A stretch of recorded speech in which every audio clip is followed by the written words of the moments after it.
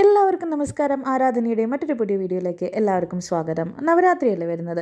അപ്പോൾ നവരാത്രിയുടെ ഡേ 1 ഒന്നാമത്തെ ദിവസത്തിൻ്റെ സിഗ്നിഫിക്കൻസ്, പ്രത്യേകത എന്താണ്, നമ്മൾ ആരെയാണ് ആ ദിവസം ആരാധിക്കേണ്ടത് എന്നൊക്കെയാണ് നമ്മൾ ഈ വീഡിയോയിൽ പറഞ്ഞു തരാൻ പോകുന്നത്. അതേപോലെ തന്നെ കുട്ടികൾക്ക് എളുപ്പം പഠിക്കാൻ പറ്റിയ ഒരു കുഞ്ഞു പാട്ടും. ഞാനൊന്നും കൊലുവയ്ക്കുന്നില്ല, അതുകൊണ്ട് ഞാൻ കാണണ്ടല്ലോ എന്ന് കരുതി സ്കിപ്പ് ചെയ്ത് പോകണ്ട. എല്ലാവരും അറിഞ്ഞിരിക്കേണ്ട കാര്യം തന്നെയാണിത്. അപ്പോൾ അത് സ്കിപ്പ് ചെയ്യാതെ തന്നെ കാണൂ. അപ്പോൾ നമുക്ക് തുടങ്ങുകയല്ലേ. അതായത് ഹൈന്ദവ വിശ്വാസപ്രകാരം കലകളുടെയും വിദ്യാരംഭത്തിൻ്റെയും ആരാധനയുടെയും വിജയത്തിൻ്റെയും ഉത്സവമാണ് നവരാത്രി അല്ലെങ്കിൽ മഹാനവരാത്രി. 9 രാത്രികൾ എന്നാണ് ഈ സംസ്കൃത പദത്തിൻ്റെ ശരിക്കുമുള്ള അർത്ഥം. നവരാത്രിയുടെ അവസാന 3 ദിവസങ്ങളാണ് ഏറ്റവും വിശേഷം. ഇവ ദുർഗാഷ്ടമി, മഹാനവമി, വിജയദശമി എന്നീ പേരുകളിൽ അറിയപ്പെടുന്നു. പ്രധാനമായും സെപ്റ്റംബർ-ഒക്ടോബർ മാസത്തിലാണ് ഇത് ആഘോഷിക്കുന്നത്. സ്ത്രീശക്തി, മഹാശക്തി, മാതൃത്വം, യുവതി, ബാലിക, ഉർവരത, ഐശ്വര്യം, വിദ്യ തുടങ്ങിയ ഭാവങ്ങളിൽ പ്രപഞ്ചനാഥയായ ആദിശക്തിയെ ആരാധിക്കുന്ന ദിവസങ്ങൾ എന്ന നിലയിൽ നവരാത്രി വിശേഷിക്കപ്പെടാറുണ്ട്. പൊതുവെ ജഗദീശ്വരിയായ ആദിപരാശക്തിയെ വിവിധ ഭാവങ്ങളിൽ ആരാധിക്കുന്ന നാളുകളാണ് നവരാത്രി എന്ന് പറഞ്ഞല്ലോ. പ്രാദേശിക ഭേദങ്ങൾക്കനുസരിച്ച് നവരാത്രി ആഘോഷത്തിന് വ്യത്യസ്ത ഭാവതലങ്ങളും ഉണ്ട്. കേരളത്തിൽ സരസ്വതി പൂജ അഥവാ വിദ്യാരംഭം, തമിഴ്നാട്ടിൽ കൊലുവയ്പ്. പക്ഷെ ഞങ്ങളും കൊലു വയ്ക്കാറുണ്ട്. എന്താണെന്ന് വെച്ചാൽ ഞങ്ങൾ പാലക്കാട് താമസിക്കുന്ന തമിഴ് ബ്രാഹ്മൺസ് ആയതുകൊണ്ട് തന്നെ കൊലു വയ്ക്കാറുണ്ട്. അപ്പോൾ അമ്മ നാട്ടിലും വെച്ചിട്ടുണ്ട്, ഇവിടെ ഞാൻ ബാംഗ്ലൂരിലും കൊലു വെച്ചിട്ടുണ്ട്. അതിൻ്റെ ഡീറ്റെയിൽഡ് വീഡിയോ വരുന്നതായിരിക്കും കേട്ടോ.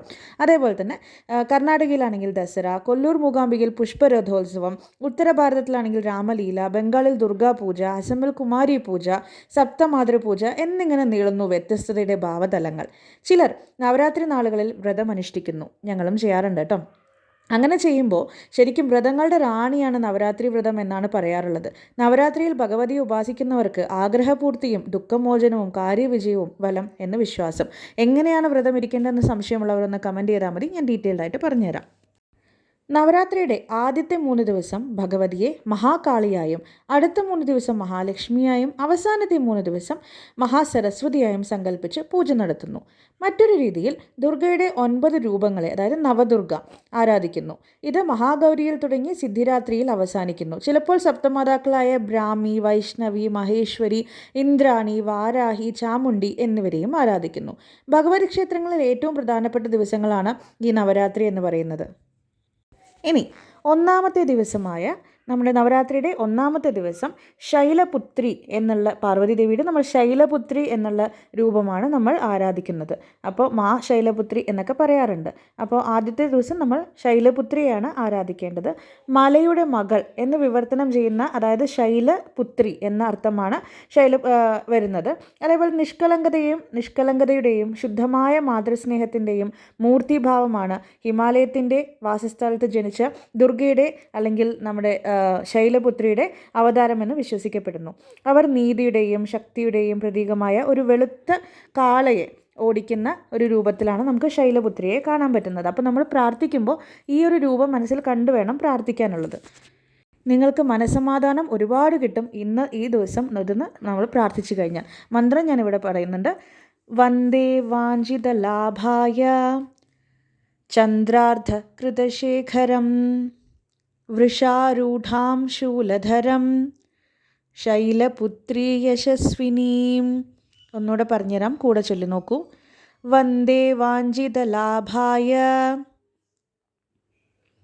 ചന്ദ്രാർദ്ധ കൃതശേഖരം വൃഷാരൂഢാം ശൂലധരം ശൈലപുത്രീ യശസ്വിനീം. കൂടെ ചൊല്ലിയിട്ടുണ്ടാവുമെന്ന് തന്നെയാണ് എൻ്റെ വിശ്വാസം. അപ്പോൾ ഇത് ഉറപ്പായിട്ടും ഒന്ന് ചൊല്ലി നന്നായി പ്രാർത്ഥിക്കൂ.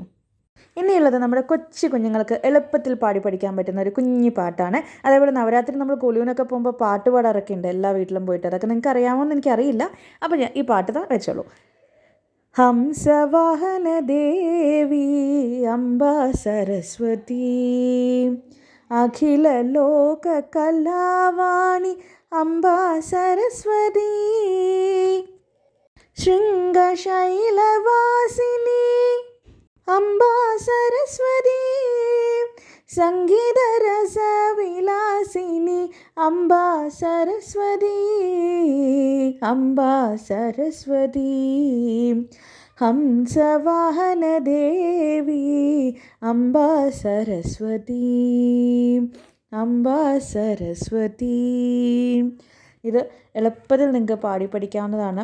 കുഞ്ഞുങ്ങൾക്കൊക്കെ ഈസി ആയിട്ട് പാടി പഠിക്കാവുന്നതാണ്. അപ്പോൾ ഒന്ന് എടുത്തു വയ്ക്കും. ഇതേപോലെ തന്നെ വീഡിയോ അടുത്ത ദിവസത്തിൻ്റെയും പ്രത്യേകതയെക്കുറിച്ചും എല്ലാം ഉടനെ തന്നെ വീഡിയോ വരുന്നതായിരിക്കും. നമ്മൾ വീട്ടിലൊരുക്കിയിരിക്കുന്ന കൊലുവിടെയൊക്കെ ഡീറ്റെയിൽഡ് വീഡിയോ എല്ലാവരും കാത്തിരിക്കും. അപ്പോൾ ഇത്രയും നേരം ക്ഷമയോടെ കണ്ടതിന് ഒരുപാട് നന്ദി. അപ്പോൾ എല്ലാവർക്കും വേണ്ടി പ്രാർത്ഥിക്കുന്നതായിരിക്കും. നല്ലൊരു ദിവസമായിരിക്കട്ടെ. അപ്പോൾ പ്രാർത്ഥിക്കാൻ മറക്കരുത്. ബൈ.